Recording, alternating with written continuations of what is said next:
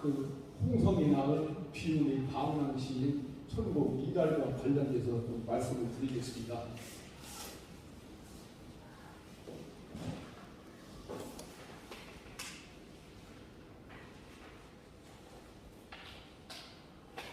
여러분들 홍길동전 아시죠? 예. 많은 분들이 홍길동전의 실제 주인공이 바로 천곡 이달이다 이런 말씀들을 하세요. 왜 그런 얘기를 하느냐? 이런 이유도 되고,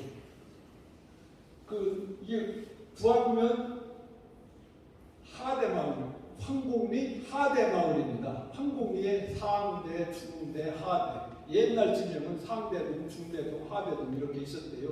그런데 황곡리 하대마을인데 하곡에 부안 쪽으로 넘어가다 보면 그 고개 하나 넘어가죠. 고개 넘어가자마자 오른쪽 마을입니다. 그게 하대마을인데 저 뒤에 있는 산이 이거 백월산이에요. 이거 백월산 줄이고 하대마을이고 그 하대마을 여기쯤에 남부만에 이렇게 생각가 있습니다. 그런데 우리 홍성에는 남부만이 아니죠. 이달을 생각하거든요. 이달과 관련된 자료가 남부만 관련된 자료도 없었죠. 거의 없어요. 푸른지 같은데 남부만이 살았다 뭐 이런 정도입니다. 이것 마찬가지 이분도 이달도. 그런데 옛날 우리 홍성에서 제일 오래된 기록은 그 옛날 결성현지, 얘가 결성 쪽 관할이라고 그랬죠. 결성현지에 결성현 동쪽 25리에 있는 대동촌에서 누님 이달에 태어났다. 이런 기록이 있습니다. 1600년에 있는 그 결성현지. 이게 가장 오래된 기록이에요. 또 흔적은 또 뭐가 있느냐? 이건 생각터.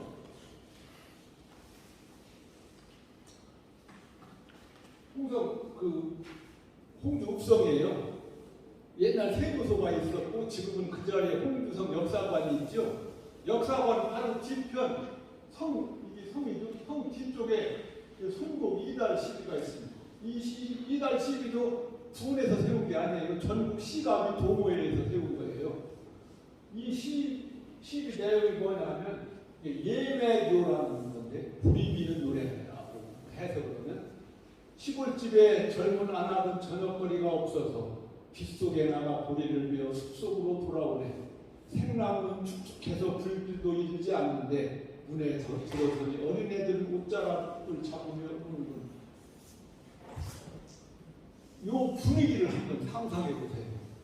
얼마나 비참한데 우리 지금 이 시대도 복지 사각지대 지대에서 돌보기 손길이 필요한 사람들이 많이 있잖아요. 하물며 이 시대는 더 말할 것도 없죠. 이 분위기를 한번 아마 뭐 가난한 건 말할 수도 없는 가난한 집안이고 아버지도 아무도 없는 어머니 혼자 어린 자식들 몇 키우고 있는 그런 가난한 집 같아요. 그러니 먹을 게 없으니 양식이 없으니 빗속에 나가서 보리를 배우는데 보리도 아마 읽지 않은 보리 배우지 않았을까 싶어요. 저거를 훑어서 알곡을 만들어서 밥을 하려고 불을 떼는데 이 나무도 제대로 없어가지고 생술까지 뭐 이런 거 가지고 생나무 불을 떼니 불길도 일지 않고 애들은 엄마가 집에 들어서니 배고프다 막 붙들고 눈물 흘리고 이런 모습. 우리 이장님 어린 시절, 수달 어린 시절도 저런 분위기 있었잖아요. 지금도 아마 복지 사각지대 지대에서 저렇게 어렵게 사는 사람들도 있을 거예요. 우리가 시비가 대표적인 시비다 해서 많은 작품 중에서 대표적인 시비인데 여기다가 이렇게 전국 시각이 도모해서 저걸 설치해놨습니다. 이게 이달과 관련된 흔적이고 아까 기록 하나 결성 현지에 있는 거. 또 이제 뭐가 있느냐면 이건 제가 체록을 한 건데 이달이 탄생되면 남에 관한 전설이에요. 이달이 사생아예요. 그 어머니는 홍두 관아의 관이, 아버지는 그 홍두이 씨 이수학이라고 하는 아마 벼슬 얕은 관리였던 둘 사이에 태어난 애. 근데 이달이 이렇게 유명하니까 홍두이 씨하고 신평희 씨 두 집안이 또 싸워요. 우리 조상 재판까지 벌어졌어요. 그 학계에서는 이 편도 못 들고 저 편도 못 들고, 그래서 재판에서 홍두이 씨가 뭐 이겼다고 그런 말씀 하시던데 그 더 이상이 자세한 얘기는 잘 모르겠어요. 좌우간 그렇게 잘 많이 알려지니까 이제 후손들도 우리 조상이다 뭐 이렇게 이제 서로 모시려고 그런 분위기예요. 그 이달이 이렇게 그 서얼이잖아요. 서얼 처부의 자식. 그렇게 사생아로 태어나가지고 그 당시에 그 신분사회에서 양관 아닌 더구나 서얼은 아무리 머리가 좋고 재주가 뛰어나고 벼슬길에 등용될 수가 없잖아요. 이달이 아마 머리도 좋고 뛰어나가지고 시도 잘 쓰고 했는데 그 벼슬길에 한 번 딱 그 하이 학관이라고 지금으로 따지면은 그 뭐 무슨 도서관 같은데 뭐 이런 사서 비슷한 직업이라고 뭐라고 해요. 근데 그것도 이달이 그 자유분방 해가지고 오래 견디지 못하고 뛰쳐나왔다 합니다. 그리고 전국을 그 유람하면서 살았는데 그 이렇게 사생아로 태어났는데 이달이 탄생 이래다고 뭐냐면 이달이 그 아버지가 그 상을 당해가지고 3년 동안 그 시누살이를 하느라고 자기 부인 옆에 가지 않았답니다. 그런데 이제 시누살이가 끝나고 그 잠을 자는데 기가 막힌 꿈을 꿨어요. 그래서 야 이게 이 꿈이 나중에 훌륭한 그 자식이 태어날 수 있는 그런 꿈인가 보다. 그리고 자기 부인 옆에 가니까 부인이 쌀쌀맞게 이 3년 동안 내 옆에 오지도 않은 사람이 뭘 이제 오느냐고 막 내치는 거예요. 속상하잖아요.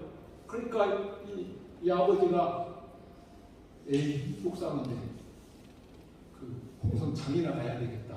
그리고 이제 나무를 이제 팔려고 홍성장에마다 나무를 팔려고 그 나무 해놓은 것을 새벽 일찍 이 나무찜을 치고 홍성으로 와가지고 매일 단골로 갖다 주는 집이 있어요. 그 집에 이제 문을 두드리니까 그 집 여주인이 나오는 거예요. 여주인이 나와서 아이고 이 새벽에 웬일이냐고. 나 이렇게 나무 가지고 왔다. 보니까 혼자 있는 것 같아요. 남자가 없는 것 같아. 어디 가셨냐 그랬더니 저기 어디 가서 며칠 걸린다고 안 들어올 거라고. 들어오시라고.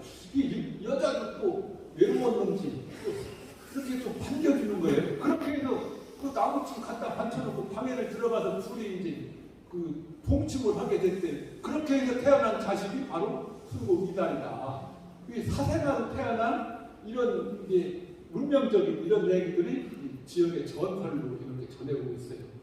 그리고 이제 이달이 얼마나 열심히 공부를 했느냐면 구황 그쪽 내물에서 가난하니까 종이를 살 돈이 없잖아요. 그럼 내물에 그 백사장 옆에 판파하는 볼에다가 붓글씨를 이렇게 쓰고 또 물로 지우고 또 쓰고 지우고 얼마나 그거를 계속 했느냐면 그 내물이 먹물로 까맣게 변할 정도. 그 먹물이 와룡천 저기 저 끝머리까지 그 오두리 쪽까지 그 먹물이 새카맣게 흘러내려갔다는 거예요. 그럼 그쪽에서 먹물이 흘러내리고 그 이달이라는 그 아이가 지금 이 내물에서 이렇게 뭐 공부하는구나 이렇게 알았답니다. 이런 전설 이런 것들이 우리 홍성에 전해내온 이달과 관련된 모든 거예요. 없어요. 거의 자료가 없습니다. 그리고 언제 태어나고 언제 죽었는지 이 생물연대도 불확실합니다.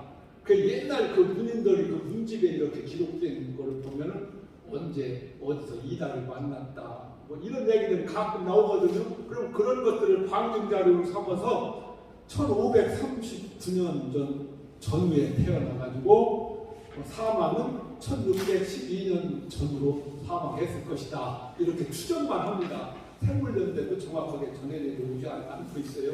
그리고 이달의 그 태어난 고장은 대동촌 하대마을이다. 이런 것 정도고요.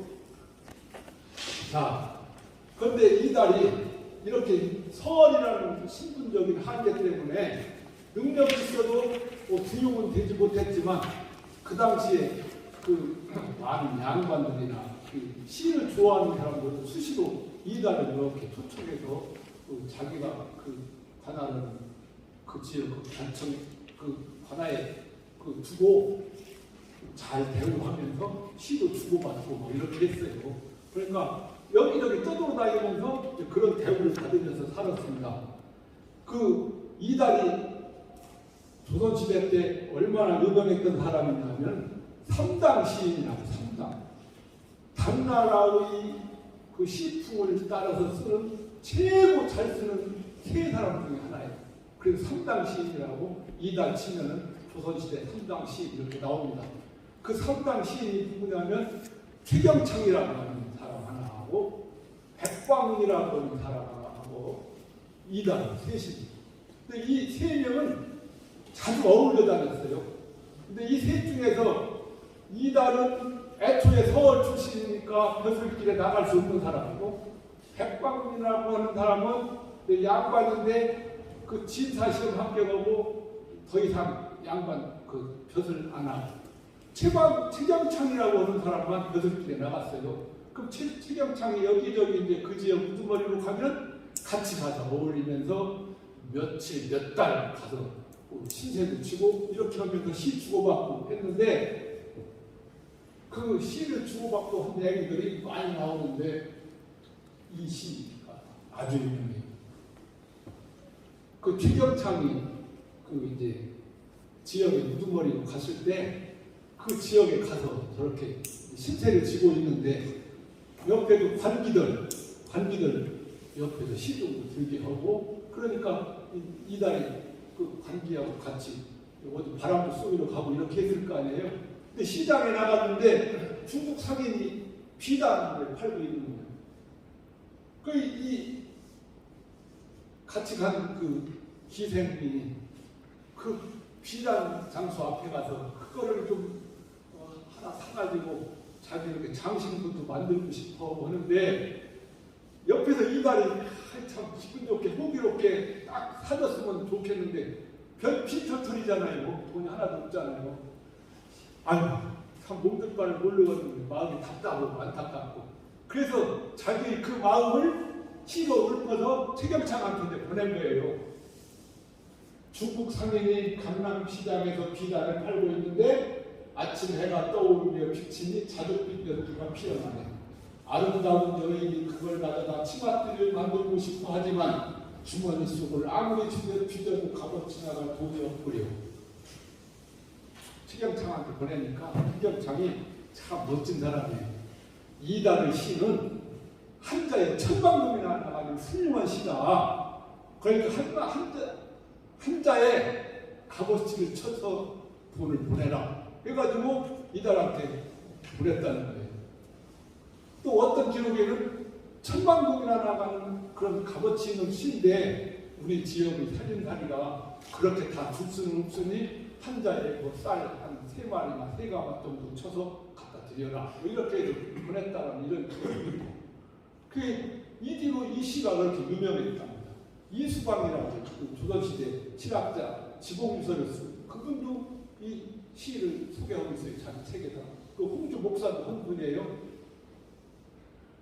이 최경창이 참 얼마나 후방한 사람이에요.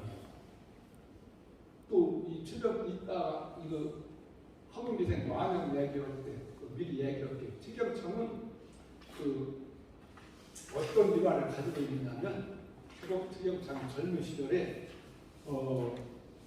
그 홍랑이라고 하는 그 북쪽의 기생과 만난 적이 있어요. 최경창이 이제 북평주사 그쪽 그 병마 절도사의 그 두관 역할을 하는 그런 벼슬이었던가 봐요. 거기에 발령을 받아서 갔는데 그 경성 관아의 관기였던 사람이 홍남이 인물도 있고 시도 잘 쓰고 그 최경창의 또 시라든가 이런 것들을 또 그 세계에서는 다 알잖아요. 그 둘이 처음 만나가지고 서로 한눈에 반해가지고 6개월 동안 같이 부부처럼 생활을 했어요. 모든 그 마음을 바쳐서 최경창도 홍남을 그렇게 예뻐하고 홍남도 최경창을 따르고 정을 듬뿍 줬어요. 그런데 둘이 같이 있을 수 있는 시간이 6개월 후에 최경창이 다시 한양의 내직으로 발령을 받아서 이별을 해야 돼요. 그 이별이 얼마나 마음 아프고 안타까워요. 그래서 울며 최경창이 한양으로 가는 그 길을 이렇게 배움을 가는데 한관명이라고는 고개가 있어요. 그 당시에 그 함경도 평안도 사람들 그 인구가 해가지고 다른 지역으로 쉽게 가고 할 수 있는 갈 수 없는 그런 법이 있었다네요. 그래서 더 이상 넘어갈 수 없는 그 경계가 한관명이었대요. 더 이상 갈 수 없으니까 거기에서 이제 마지막 이별을 하는 거예요. 막 울고 불고 이렇게 그 안타까운 이별을 하는데 마치 이 버드나무 가지가 옆에 있으니까 홍남이 그 버드나무 가지를 하나 꺾어주면서 최경창한테 시를, 이거 유명한 시예요. 몇 뻗을 가려 꺾어 임에게 보내노라. 주무시는 창밖에 심어두고 보소서. 밤비에 새이 곧 나거든 나인가 여기소서. 많이 들어본 시 아니에요? 들어보셨죠? 홍남 이런 시를 그렇게 헤어졌습니다. 근데 이 최경창이 서울로 와가지고 병이거든요. 이 홍남이 그 소식을 듣고 그냥 그 즉시 한 일주일만 그 주야로 뛰어가서 한양 가서 최경창을 직정성 간호를 했어요. 그런데 그 한관령을 벗어나고는 안 되잖아요. 그런 걸 그냥 무릅쓰고 가서 간호를 했어요. 그런데 이게 또 말썽이 생겼어요. 그때 이제 국상이 나가지고 그런 기간인데 왕비가지고 이 반대파들한테 빌미를 제공했잖아요. 저 사람은 지금 국상 기간인데 기생을 데려다가 같이 지냈다. 그래가지고 또 거기에서 다시 헤어지고 이 사람 파직 때문에. 그리고 세월이 흐른 다음에 또 이제 어디 변방에 그 낮은 벼슬로 이제 다시 이제 인관이 됐는데 거기에서 병사로 죽었대요. 그 소식을 듣고 홍남이 또 달려가서 그 최경창 묘에서 시도살이를 했어요. 그 시도살이를 하면서 또 임진왜란이 일어났는데 시도살이 할 때는 어떻게 했냐면 너무 기생이고 아리따우니까 남자들이 어떻게 해코지를 할지 모르잖아요. 그 얼굴을 다 그 예리한 걸로 막 얼굴을 다 상처를 내가지고 그 험상궂게 자기 얼굴을 그렇게 자연에서 만들었대요. 그 무섭고 뭐 이상하니까 남자들이 이제 안 덤빌 거 아니에요. 그렇게 하면서 시주살이를 했답니다. 시주살이 끝날 때쯤 그 임진왜란이 일어났대요. 임진왜란 일어난 기간에 홍남이 어떻게 살았는지 모르겠는데 그 끝나고 홍남이 자기가 그 보물처럼 간직하고 있던 그 최경창의 시, 그 시를 그 본가에다가 갖다 전해줬대요. 그 덕으로 최경창의 저 훌륭한 시들이 오늘까지 전해 내려온답니다.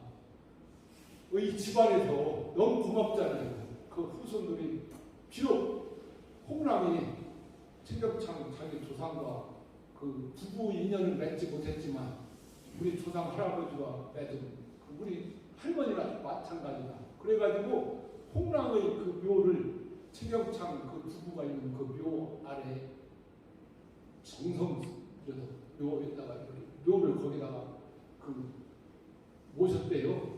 그 경기도 파주랍니다.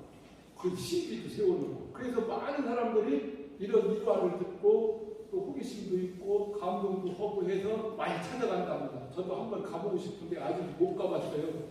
이런 일화가 있는 그 3당 시인 중에 하나 최경창입니다. 그런 정도 되니까 이렇게 자기 친구 이달한테 이런 그 호의를 베풀지 않았나 이런 생각이 듭니다. 그 기생과 관련된 또 시도 많아요. 평양에서 있을 때 그 술을 마시고 저녁 무렵에 그 먹구름을 끼워서 비가 올 것 같고 또 산벚꽃 펴가지고 날씨가 참 그 기분이 꼭 산란스럽고 한 그때 저녁 무렵 그 선현동이라고 하는 곳을 지나갔는데 선현동은 평양 외곽의 기생들 무덤 있는 곳을 선현동이라고 한답니다. 시를 이렇게 돼요. 기생들 무덤을 보고 시를 거기서 읊었대요. 모란 곰 밑에 있는 선현동에는 미인들 묻혀있어 풀빛 언제나 봄 같구나. 신선의 향수를 빌릴 수 있다면 그 옛날 가장 아름답던 일을 불러일으킬 수 있으련만 이런 시를 짓고 거기서 읊고 이제 자기 숙소에 와서 이제 술이 취해서 한참 자는데 어떤 예쁜 여인들이 와가지고 저를 호소히 하면서 아이고 선생님 고맙습니다. 선생님 덕분에 저희들이 아주 그 빛났습니다. 이렇게 인사를 하더라는 거예요. 깜짝 놀라 깨보니까 꿈이었대요. 그래서 그 기생들의 혼이 나한테 와가지고 이런 인사를 하는구나. 그래서 그 이튿날 다시 술상을 차려가지고 가서 이런 시를 또 썼대요. 내 시가 주생의 일과 같이 누군가의 품이 다시 오게는 못하지만 아름다운 후배를 꿈속에 보니 이 부인을 다시 보는 듯했네. 이 부인은 한국의 부인인데 아주 천하일생 미인이었답니다. 뭐 이런 시를 또 썼다. 이렇게 기생 관련 이와 관련 작품도 있습니다. 여기저기 그 많은 선비들이 불러서 같이 지냈다고 했잖아요. 근데 양사원이라는 분 혹시 아실려나 물어보네요. 태산이 높다 하되 하늘 아래 계이다. 오르고 또 오르면 못 오르려건만은 사람이 제한이 오르고 매만 높다 하더라. 이 시도의 주인공이 양사원이에요. 이분이 금강산을 아주 그렇게 좋아했대요. 그래서 일부러 강릉 부사도 자청해서 갈 정도였답니다. 그렇게 금강산을 사랑했다는데 이달이 여기 가서 그분한테 이제 지국정성 대우를 받으면서 시도 주고받고 하니까 이달을 그 시기 질투하는 사람이 그 천한 집안이고 그 버릇도 그러는 애 왜 그렇게 가까이 있느냐 뭐 이렇게 이제 양사원한테 그런 소리를 하고 했나 봐요. 근데 어느 날 보니까 양사원의 그 이달을 대하는 태도가 조금 이렇게 불친절한 그런 느낌. 여기저기 다니면서 어디 가서 얹혀서 이렇게 생활하는 눈치 보는 건 아주 이제 아주 선수였을 거 아니에요. 눈치의 달인이었을 거 아니에요. 딱 눈빛만 보면 저 사람이 지금 나한테 어떤 생각을 갖고 있다. 눈치 보기에 달인이었을 것 같아.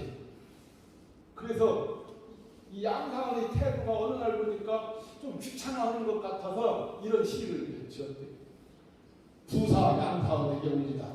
나그네가 길 떠나고 머무는 것은 집주인의 얼굴빛에 달려있다고 오늘 아침에 보니 환한 빛이 없어졌길래 오래지 않아 푸른 산을 생각해냈지. 노나라에서는 거위를 대접했고 남쪽에서 돌아오던 날 마오는 율무를 가져왔었네. 가을바람이 부니 떠돌이 소지는 또 나서느라 목록의 관문을 나이들 그만 가야겠다. 그러니까 양사하냐 무슨 소리냐. 그리고 표정을 붙이고 붙잡고 더욱 이렇게 잘 모셨다 하는 이런 일과가 있습니다. 이 양사원이 이달을 적선이라는 하늘에서 저를 죄를 짓고 땅으로 귀향은 신선이다. 이렇게 표현할 정도로 이달을 이렇게 아주 지극하게 대례를 했어요. 이달 어떻게 표현했느냐. 손곡 이적수. 화려한 날개옷 입고 천국에 살던 신선이 푸른 바다로 3000년 귀향왔구나. 오늘 아침에 봉소국을 배워서 분이 뭘 말이 넓은 하늘에 붉은 노을 올라탔네. 양동네는 양사은 호예요. 동네. 양사은 죽었을 때 자기한테 그렇게 잘해줬어. 그냥 그 형제처럼 자기를 위하고 사랑해주고 이랬던 분이 돌아가셨으니 그 슬픔이 얼마나 크겠어요. 그런데 그 슬픔을 이기면서 이런 시를 썼어요. 인간으로 신선되실 줄 알았습니다. 이게 이달도 양사하면 이렇게 신선으로 인간으로 말씀이었지만 신선돼서 가셨다. 그러니 부질없이 슬퍼하며 내 수고를 적시지 않겠다. 울지 않겠다라는 것은 그 슬픔이 더 크다고 위한 역설 아니에요. 보내지만 보내지 않았다. 뭐 이런 시 같은 거 있잖아요. 동쪽 바다 동해로 돌아가는 길에는 벽도와 천구가 활짝 핀 봄이겠지. 이렇게 또 이단 양사는 이렇게 평가하며 시를 썼습니다. 평생 떠돌아다니는 사실 뭐 건강을 제대로 챙겼겠어요? 아프지, 몸이 많이 병들었지. 여기저기 다니면서 이제 얻어먹고 뭐 이런 생활을 하다 보니까 그 몸이 찌들고 천안 손여성이라고 하는 분이 있어요. 이분이 또 양상 이달을 그렇게 잘 보살펴줬어요. 아마 천안에 책임자로 있었던 분이에요. 이분한테 시를 썼어요. 천안에 와가지고 근력이 튼튼치 못한 게 슬퍼 아득히 병든 위에 시름하네. 남을 사서 겨우 지팡이에 의지하니 나그네로 달아가게 오르기 싫어졌네. 먼 산은 저녁이라 아지랑이 씻고 고목은 가을이나 서늘한 기운 생기네. 길이 다하니 지기를 믿어 여관에 억지고 머물러 있어. 왜 당신 믿고 내가 여기 와서 여관에 억지고 있다. 뭐 이렇게 이제 뭐 시를 써서 보냈던 분입니다. 이것도 영성옷과 영성은 천안의 옛 이름이에요. 호남에서 머물다가 다시 후서로 이거 후서 지방이잖아요. 돌아갈 길 천산이 꿈에 또한 아득하네. 요즘 모습은 시름 속에 병든 나그네. 해진한 소식 들으니 가난한 처에게 부끄러우니 관아의 행색은 신촌하며 못가에서 맑은 가을에 약재를 점검하니 저녁이 다하도록 알고 있는 사람도 없어 뜰한 나무에 맺힌 찬이슬을 견디지 못하겠네. 참 얼마나 그 신세 처량한 시입니까? 이런 모습 이렇게 써서 보냈어요. 그 이달이 이렇게 오늘날까지 그 시 한 300편이 전해 내렸고 이달이 이런 어떤 가족사가 알려진 것은 그의 제자 허균 덕분에 홍길동전을 지은 허균이 이달이 제자예요. 허균 헌안서론을 이달이 가르쳤습니다. 그 덕분에 이달이 이런 것들이 오늘날까지 전해 내려오는데 이 허균이 자기 그 문집에다 이달을 이렇게 평가했어요. 이달의 시를 백성들의 모습을 직접 보듯이 생생한 시. 아까 그 시비에 나왔던 거죠. 이거 한번 보세요. 늙은이는 숯을 지고 숲속으로 사라졌는데 할미는 어린애 끌고 따라가지 못하는구나. 사람들 만날 때마다 집 떠난 괴로움을 하소연하는데 6해 동안 종문하느라 애비 자식만 헤어졌다네. 먹고 살기 어렵지요. 먹을 것도 없지요. 식구들이 다 여기저기 누랑하고 떠돌아다니는데 누리걸수. 자식들은 6년 동안 지금 군대에 끌려가가지고 소식도 이런 백성들의 처참한 모습. 그래서 그 허균이 자기 문집에다 이달의 시를 보면 백성들의 그 모습을 생생하게 이렇게 보듯이 쓴 시다. 그래서 나라를 다스리는 사람들이 이달의 이 시를 보고 정신을 바짝 차려서 백성들이 잘 살 수 있게 깨우치고 느껴서 정치를 잘했으면 좋겠다. 이런 평을 자기 문집에다 해봤습니다. 그러니까 보세요. 흰둥이가 앞서고 부러기는 따라가는데 들방울 들섬에는 무덤이 들어서 있네. 늙은이가 제사를 끝내고 밭 사이로 길로 들어서자 살창으로 취해 돌아오는 게 아이가 부축하네. 이 지금 아들은 전쟁터에 끌려갔는지 병들어 죽었는지 웃는 것 같죠? 아들 아마 제삿날인가 봐요. 공동묘지에 가서 그 아들 제삿날 그 제사를 지내고 속상해서 막걸리 한 잔을 마시고 오는데 그 어린 손자가 할아버지를 부축하고 개가 또 앞서가고 이런 모습, 백성들의 이런 처참한 모습을 생생하게 이렇게 써놓은 글이에요. 또 허균은 참으로 풍부한 사람이다. 자기 스승을 얼마나 풍부한 사람이냐. 아까 가정사 말씀드렸죠? 능력이 있어도 등용되지 못하고. 이거 보세요. 가을 강물이 급하게 흘러 용나로로 내려가는데 나루의 관리가 배를 세우고는 비웃다가 다시 꾸짖네. 서울에 드나들며 무슨 일을 했길래 10년이 넘어가도록 벼슬을 한 자리 얻지 못했나. 이달 앞에 참 한심하다는 듯이 이렇게 너 어디까지 뭐했냐 10년 넘게 서울 그렇게 다녔는데 변을 한다니 뭐 이런 신나는 그런 소리를 했던 모양에 자기 신세를 이렇게 썼어요. 좋은 자리 높은 벼슬 아치들 곳곳에서 만나는데 수레는 불같이 흘러가고 말도 마치고 갔구나. 장하는 기후에서 헛되이 머리를 풀리니 그의 이 집이 곁에 있지만 9쪽이나 닫혀 있더라. 참 얼마나 그 자기 신세가 처량합니까? 그 대비 돼가지고 이런 모습 결혼한 것 같아요. 자식도 있고 그런데 평생 떠돌아다녔으니 자기 처자식들이 그 고생은 눈에 안 봐도 뻔하잖아요. 이거 한번 보세요. 호랑이 표범 막느라 걱정 많아서 저녁이 되기도 전에 살인을 받는다. 창 열고 밤사이 내린 눈 보고 들창으로 아침 햇살을 받아들이는 어린 딸은 찬새누를 기르고 가난한 아내는 콩둥을 맞고네. 떠돌아다닌 지 오랜다고 탄식 말게나 머무는 곳이 바로 고향인 것입니다.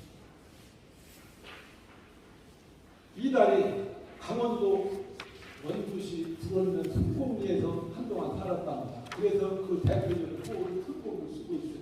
순곡에서는 저수지 옆에 이렇게 공원, 이달 12공원도 세워놓고 있어요. 우리 홍성에는 아직 이런 꿈도 못 보고 있어요. 그 홍주 이씨 후손들이 그 하대마을 들어가는데 그 입구에 이런 시 해놓고 그 홍주 이씨 후손들이 조상의 이런 덕을 기리면서 이런 일을 지금 조금씩 하고 있습니다. 잘 됐으면 좋겠어요. 홍길동전 다 아시죠? 이 홍길동전이 그 시대의 그런 아픈 모습을 어떻게 보면 고발하는 거잖아요.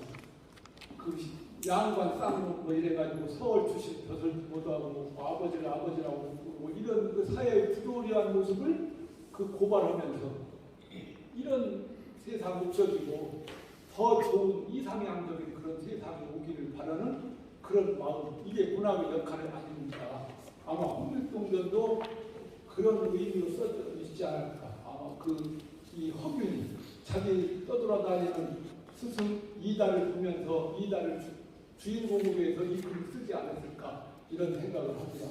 그래서 어떤 학자들은 홍길동전의 실제 주인공은 순곡 이달이다 이렇게 말씀하시는 분들 계시고 그 주인공이 바로 우리 홍성에서 태어나고 자란 분이다. 그런데 우리 홍성에서는 이런 사실을 다 모르고 있다. 조선시대 삼당 시인으로 한 시대를 승리했던 가장 유명한 시인이었다. 우리 홍성에서 충분히 이런 분을 기리고도 남을 수 있는 분이다. 남구만도 그렇고.